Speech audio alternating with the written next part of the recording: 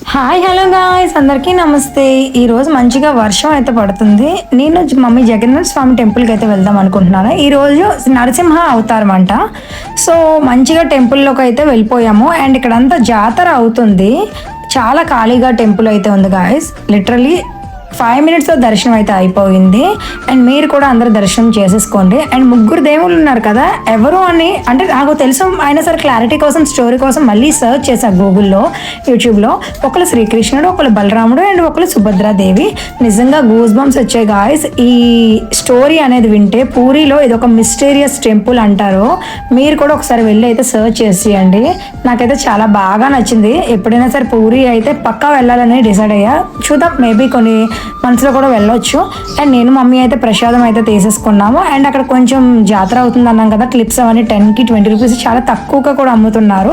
And ఇక్కడ కూడా చిన్న చిన్న విగ్రహాలు పెట్టారు, క్యూట్గా అనిపించాయి. ఇక్కడ కూడా దర్శనం అయితే చేసేసుకున్నాను. ఇంకా బయటకు వచ్చాక స్ప్రింగ్ పొటాటో అయితే ట్రై చేశాను గాయస్, చాలా టేస్ట్గా ఉంది. అండ్ పులిహార కూడా కొంచెం తినేసాను. వచ్చిన వెంటనే ఈ రథంలో 9 days తర్వాత ఊరేగిస్తారు దేవుళ్ళందరినీ. ఇంకా కొన్ని పనులు ఉంటే చూసుకొని ఇంకా ఇంటికి వెళ్ళిపోతున్నప్పుడు మాత్రం దహీపూరి పానీపూరి అయితే ట్రై చేశా గాయస్. పానీపూరి అయితే పెద్ద పెద్ద పూరీలు ఇచ్చారు. దహీపూరి మాత్రం టేస్ట్ బాగుంది, అందుకే వంపుకొని తింటే మమ్మీ తిడుతున్నారు. ఇంత ఈ రోజుకి mini blog. Thanks for watching.